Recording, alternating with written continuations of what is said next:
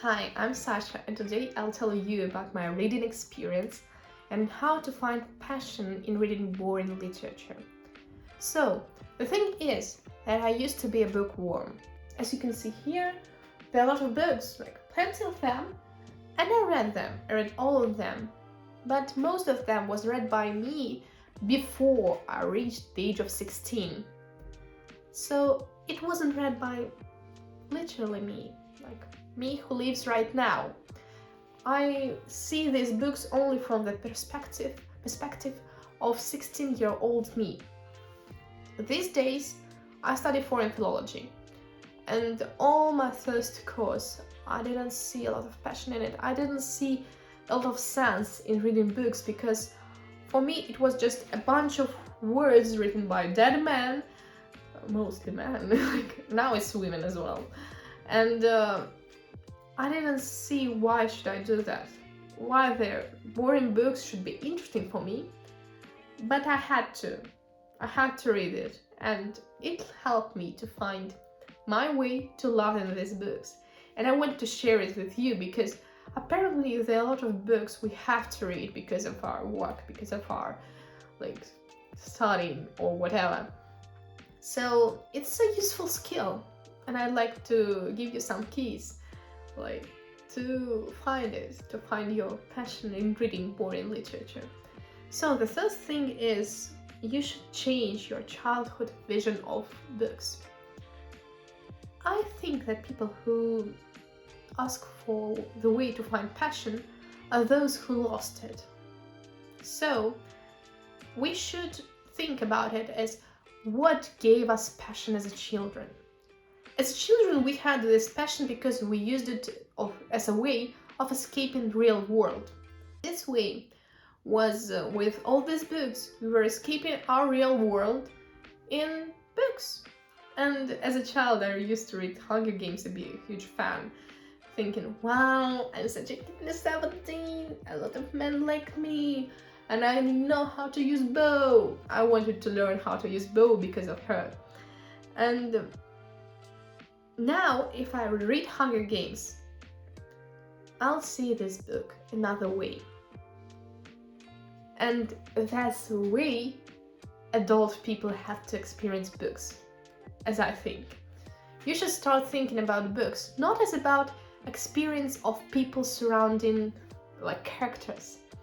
You should stop thinking that, oh, I'm such a Katniss, like POV, I'm Katniss 17, such a perfect girl. But you should think about them as real people. And it makes books so much more interesting. It gives you so much more things to reconsider in your life. And that's what are books for, actually, as I think. So, when you read books, such as Hunger Games, for example, you should think about characters as real people. And in that case, you might think, oh, Katniss is such an asshole. Actually, she had never thought about people surrounding her besides her sister. And maybe she was thinking about her sister a lot because she was raised thinking that she has to always put her sister on the first place, and that's her trauma. And in that case, it makes your book your personal experience. And maybe it's not right to think this way, but at the same time, does it make a book bad? Does it make a book boring? Does it make you feel that you read it wrong? No, of course. Another thing that for most of my friends was prevention between them and boring literature, mostly classic literature, is that they were afraid of thinking about a book wrong, not getting the idea of author. But the thing is that we don't have to get the idea of author. So, I had this conversation with a person who translates books. Her name was Anne, she was a French woman with amazing sense of humor. And this woman was telling about her experience of meeting a Russian author who she was translating. And this author, she was super passionate about him. And she asked him, oh, could you tell me this metaphor? Did I get it right? And the author replied with, no, Anne, actually it's just a raven. You don't have to think so deep. And it broke her heart because she was like, it was one of the main ideas of the book for her, this particular metaphor. And the thing is that most of these boring books were written by people who are dead now. And for us as readers, it's great key, because we don't have to think about author's opinion. We get our own experience and we relive it. And we can think about it however we want. Like, we can interpret, and we should let ourselves interpret the book. Once I was gifted a book. It was something about men from Mars and women from Venus, or something like that, I don't care. And the person who gave me this book said, it's such a good key to relationships. Our relationships will become so much better, so much full because of this book. You should read it. And when I read this book, I found out that actually, for me, this book was about a person who have never had a lot of experience with women and was thinking that they are from another world. So it was like a thing that you should give to your psychiatrist and say, oh darling, amazing experience for you. He is a good person to go to you. And both of us had different vision of this book. And both of us get their own experience in it. And that's totally okay. You should let yourself think, not as author. I don't have to think that women are from Venus and they enjoy talking and gossiping just because they are women. Not at all. Like, I don't have to agree with author, and you should let yourself not agree with author, because apparently they are just people as well as us. They are just people who had their money or had their skills to write something, and we don't have to make them idols or something with whom we can't argue. Like, you don't have opportunity to argue with authors as you're at school, but now as an adult who has no passion in reading, woo, you have this experience and you can do it. So go read books, read these books, even if author doesn't care. So another point is, you should look for author's biography. I hate poetry. I should say that, and I say that. I hate poetry because as a child I thought that, oh, why would I spend my time reading such a little things? There's nothing full in it, nothing to say that, oh, I read Pushkin. And then they ask you, you say, oh, I read this great moment. I don't know how to translate it. I don't know in the English version of this poem, lyric, I guess. So, and if you say that, like, I didn't see a lot of sense in it, and I still don't see a lot of sense in it, but the thing is, if you read author's biography, so much more things will make sense. Like, before I read Painted Whale, I hope you know this book. I'll put also somewhere here, I don't know. Oh, it was Moem. Moem book, Painted Whale. And actually, it was an interesting book, but I didn't see a lot of sense in it until I read biography of author, and I understood that actually he was seeing himself in the character who had most of perfect character traits, and it makes the book so much more interesting actually, because you start seeing that author was trying to make a particular character suffer because it's his life experience, and it makes your reading experience so much more interesting because you start seeing it as a real life person talking to you with his own vision of world, creating his own world with perfect situations. Maybe not always perfect, but with situations when everyone gets his revenge, everyone gets his experience to live this life, apparently. So if you want to read poetry, if you want to see more sense in boring literature, you should think about author's biography. But if it's a really ancient guy, it will never make sense. at all, because they usually just recreate myths or historical context. Historical context is a thing that's important for people who read really ancient authors. So I used to hate all these books about Athene, Thor, and everyone like this, because all these books was about shitty people who claim to be gods doing shitty things, and I don't really like this experience at all. So I understood that I should reconsider historical moment here, historical context. And the point is that when you read books, knowing how books were written at this period, it starts to make sense.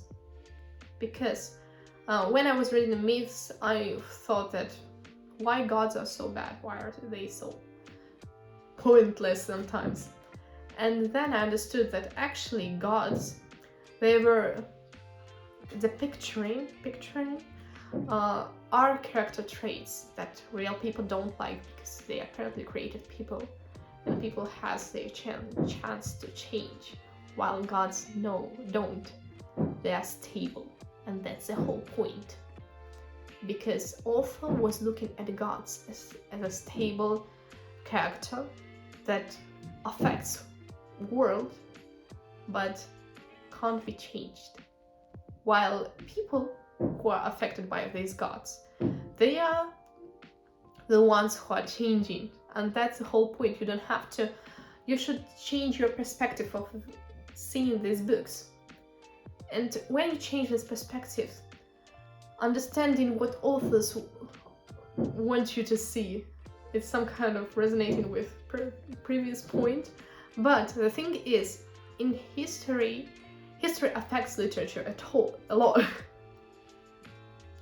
A lot. It affects literature a lot, and you should think about it as what author wants you to see.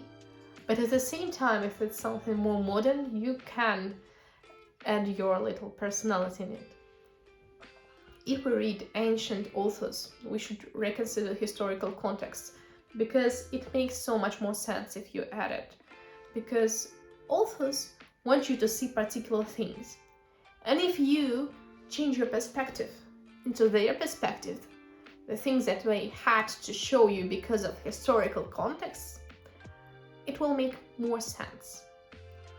Because sometimes it's hard to understand literature at all without understanding what was going on in this period, what authors had to show you, not because they didn't have any other way, but because they didn't know any other way. It's especially common amongst ancient authors, if we read myths, if we read something like that. So you should think about it a lot. So put historical contexts in your book. In reading your book, you'll understand that sometimes authors had to show you particular things. And if you see these particular things that author wants you to see, book will make more sense. I didn't put a lot of meaning into existence of Choya. I was like, skip this part, like we won't read this stuff, they are not characters at all. But apparently they are characters. So you have to understand that sometimes history makes authors write particular things for a reason. Well, another point is that it's possible to find your own passion in reading books. And when I say find your passion, I don't say that you should find passion in reading books. I should say that you have your passions in real life, and they exist in books. It's the same with Pushkin's Yevgeny Onegin. If you read it just as a book, you might be not that interested, because why would you? Not much sense. But if you think about it as author was publishing it in some kind of magazine or a newspaper, and it was little parts posting all the time, you'll understand that author was working as a great marketing person connected with marketing, because for him it was way of catching you as a reader. And if you read this book thinking that he was trying to write it in order to make you interested in buying new magazine, it will be so much more interesting, because you will try to find all these little keys showing when he was in magazine, that he was talking with you as an audience who will buy this thing of his in order to get more money. And books will become so much more interesting, because sometimes we can see that there are books, not books, but like poems. Some of poems are written only because authors were training to count properly their words. They were poems that were written only because authors were trying to fit in perfect standard of poem. And it's amazing to find these little notes of the fact that they wrote it for a particular reason, like Pushkin writing Evgeny Onegin just because he wanted more money. Not just because of that, but endings and particular order of situations was written only because of money. And it's amazing, it's such a piece of art for me. So, after all these talks, I want you to know that not reading books is okay. Taking your break is okay. When someone asks you, oh, what do you read now? It's totally okay to say nothing, because apparently this person is rude, because this person doesn't ask you, what's your favorite book? He asks, what are you reading? Bitch, I don't read anything. I'm working until 12 p.m. So yeah, you don't have to answer this question. You don't have to read all the time. But you should remember that if you want to read, if you want to find your passion, you should reconsider multiple things, such as changing your vision, looking the way author looks, and don't be afraid to see other things. Looking the way author looks. You can look at characters the way author wants you to, but at the same time see that it's author's flaws. These characters aren't perfect, and they make their mistakes, because it helps you to get your experience in reading, get your way out of it. And it's amazing. That's what all books are about. They're about you and you getting your passion in it, about you and about you getting this way out of it. Thank you so much for watching. I want you to subscribe to my channel if you're interested in it, because I'm planning to discuss a lot of things about texts, because apparently I have some experience and I want to share it with you. Thank you so much. See you later.